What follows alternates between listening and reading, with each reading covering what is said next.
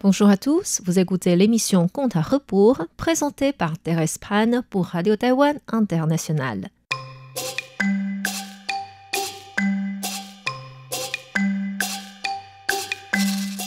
La semaine dernière, nous avons vu que pour punir les malfaits de Qin Huan, le fils du Premier ministre, Qigong exerça son pouvoir et le rendit malade avec des symptômes étranges. Le Premier ministre employa Li Huaichun, le médecin le plus compétent de la ville, pour soigner son fils sans réussir, et sous la proposition du médecin, il accepta de demander personnellement de l'aide auprès de Qigong. En se considérant supérieur aux autres, c'était déjà une grande honte pour le Premier ministre de devoir se déplacer, en plus, jusqu'à devant son prisonnier. D'ailleurs, ce moine fou avait refusé d'obéir à ses ordres et n'avait pas accepté ses conditions d'échange. Avant que le Premier ministre ne perde patience suivant des paroles ironiques de Qigong, Li Huaichun se proposa de jouer les intermédiaires pour le persuader. Ce médecin s'avança vers Qigong et s'inclina en disant « Maître Qigong, votre disciple Li Huaichun vous salue. Cela fait longtemps que nous ne nous sommes pas vus. Comme vous le savez, le fils du Premier ministre est atteint d'une maladie très spéciale. Votre disciple étant incapable de le soigner, a proposé votre nom au Premier ministre. S'il vous plaît, aidez-moi à soigner le malade. »« Ce n'est pas un problème de soigner le malade, mais dites-moi, si vous voulez que quelqu'un soigne votre fils, vous le saisirez et l'enchaînerez pour qu'il y aille ?» Li Huaichun se retourna et dit au Premier ministre « Grand maître, pourriez-vous enlever d'abord les chaînes de Qigong ?» Le Premier ministre fit un signe de tête et des servants retirèrent les chaînes. Li Huaichun dit « Maître, maintenant vous pouvez venir avec nous. »« Oh, monsieur Li Huaichun, mon maître et mes frères sont tous emprisonnés ici. S'ils sont dans la souffrance, comment pourrais-je avoir l'humeur de soigner autrui ?» Le Premier ministre entendit cela et ordonna à ses servants de relâcher immédiatement les autres moines. Quand tous les moines étaient partis, Li Huaichun redit à Qigong « C'est bon, maintenant vous n'avez plus de soucis. Allons-y. »« Ah, si, monsieur Li Huaichun, notre temple Lingying est encerclé par des soldats et ils sont en train de démolir notre tour Tabei récemment reconstruite. Comment pourrais-je être rassuré dans cette situation-là pour soigner le malade ?»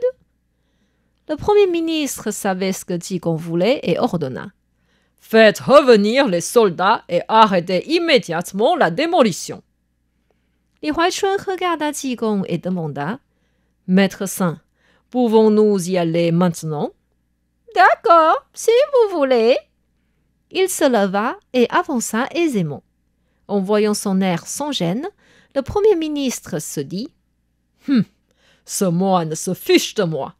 On l'a escorté ici sous les chaînes parce qu'il avait frappé mes messagers. On l'a mis en prison parce qu'il a joué des tours durant le jugement. Si je ne peux pas lui donner une punition, tout le monde va se moquer de moi.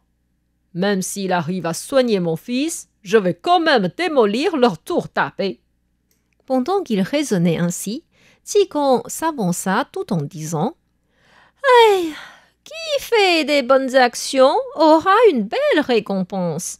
Qui agit de façon incorrecte recevra un châtiment. Mais pour celui qui agit bien de l'extérieur, tout en gardant une mauvaise intention, c'est difficile de le guider sur la bonne voie. » Sans savoir si Qigong pénétrait dans sa pensée, le Premier ministre le regarda avec un air suspect sans rien montrer. Arrivant devant la chambre de Qin Huan, ils entendirent déjà qu'il toussait gravement. Qigong entra et dit avec étonnement « Ciel, une tête aussi gonflée, c'est grave !» Surpris, Li Huaichun se dit « Nous avons peiné à faire venir Qigong ici. S'il ne sait pas traiter cette maladie, ni lui ni moi ne pourrons sortir d'ici vivants. » Le premier ministre était aussi paniqué et demanda « Moine, savez-vous comment lui rendre la santé ?»« Oui, oui, bien sûr. Ne vous inquiétez pas. Sa tête est de la taille numéro 3. Il y a encore 2 tailles au-dessus. Le nom officiel de cette maladie est grosse urne. » Tigong mit sa main dans la poche et dit « Ah, mince, j'ai perdu le médicament. »« Quel médicament ?»« Le médicament pour soigner la grosse urne. »« Mais avant que vous veniez ici, vous savez déjà que mon fils aurait cette maladie ?»« Non, c'est que le fils de M. Wang a aussi attrapé cette maladie. Je vais vous dire une chose, si quelqu'un a la grosse urne, cela veut dire qu'il a forcément joué des mauvais coups aux autres, ou saisi des femmes pour se les accaparer. C'est ce que le fils de M. Wang avait fait. Avant que vos soldats viennent m'attraper, j'étais en train de partir pour le soigner avec le médicament dans ma poche. C'est bizarre, je suis sûre qu'arrivé chez vous, je l'avais encore. C'est sans doute tombé quelque part dans la maison. » Le Premier ministre ordonna donc aux servants d'aller chercher immédiatement le médicament. Les servants demandèrent à Tigong « Moine, à quoi ressemble le médicament? C'est une pilule ou de la poudre emballée ?»« C'est une pilule grande comme un grain de riz, de couleur verte, sans emballage. » Plusieurs servants partirent rapidement à la recherche de pilules. Tigong dit au Premier ministre « Grand maître, cette maladie peut évoluer si le soin n'est pas adéquat. Si sa tête de la taille numéro 3 grandit à la taille numéro 1, je ne pourrai plus le soigner. » « Et comment faire pour permettre un soin adéquat? »« Je n'ai rien mangé encore ce matin et il faut que j'ai assez de force pour lutter contre cette maladie. Pendant que vos servants cherchent le médicament, je vais prendre le déjeuner. » Le Premier ministre avait peur que la situation de son fils s'aggrave et ordonna à la cuisine de vite préparer un repas copieux pour Tigong. Quand la table fut prête, Tigong s'assit automatiquement à la place du maître de la maison sans gêne. Même si le Premier ministre n'était pas très content, il ne pouvait que le laisser faire. Lui et Li Huaichun se mirent chacun à une place inférieure et accompagnaient Tigong à manger et à boire. Après avoir bu 3 verres, Tigong dit « Grand maître, boire de l'alcool comme cela, c'est ennuyant. » « Et à votre avis, comment faire pour ne pas s'ennuyer? » « Nous pourrions jouer au jeu de paris en faisant des couplets ou une devinette. »« Et comment punir celui qui perd? » « Eh bien, si vous perdez, vous me donnez 400 kilos d'argent. Et si je perds, je vous donne aussi 400 kilos d'argent.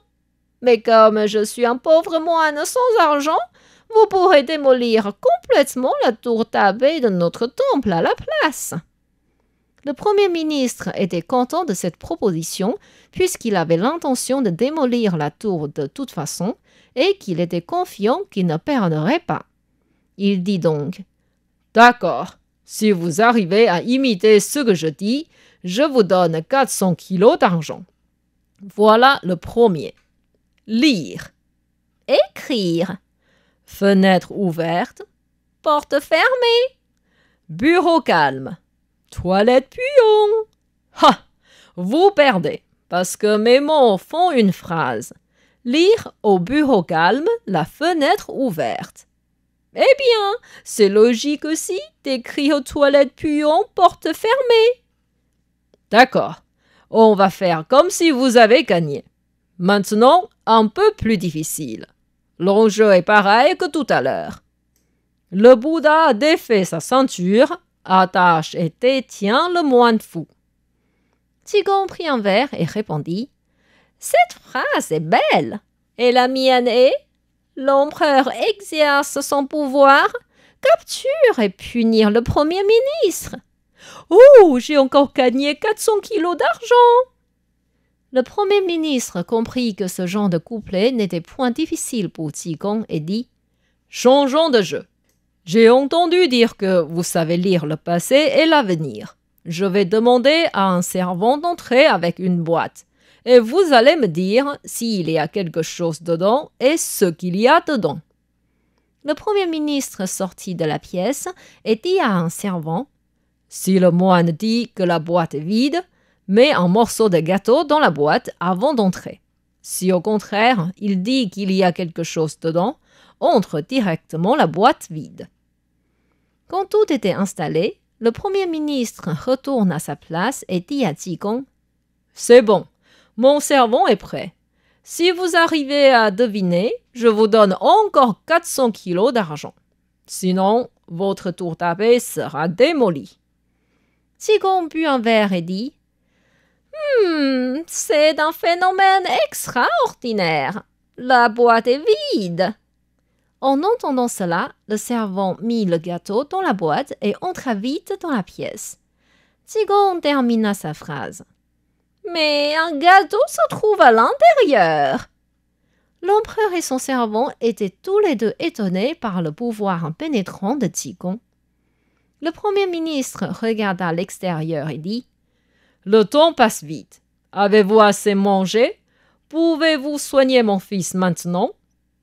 Qigong demanda au servant à côté. « Avez-vous retrouvé le médicament ?» Nous avons vérifié chaque centimètre carré par terre sans trouver votre médicament. Bon, ce n'est pas grave. J'ai encore des ingrédients ici et nous pouvons recomposer le médicament en rajoutant 2 autres ingrédients. Il sortit une enveloppe de sa poche et l'ouvrit. Il y avait de la poudre blanche dedans. Li Huaichun regarda de près et était certain que c'était seulement de la farine de blé. Il demanda avec doute.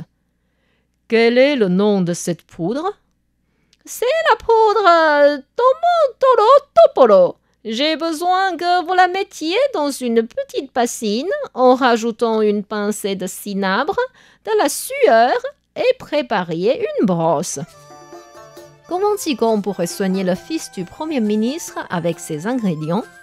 Est-ce que le Premier ministre insista sur la démolition de la tour Taipei malgré tout? Pour connaître la suite de l'histoire, veuillez revenir la semaine prochaine au Conte à rebours.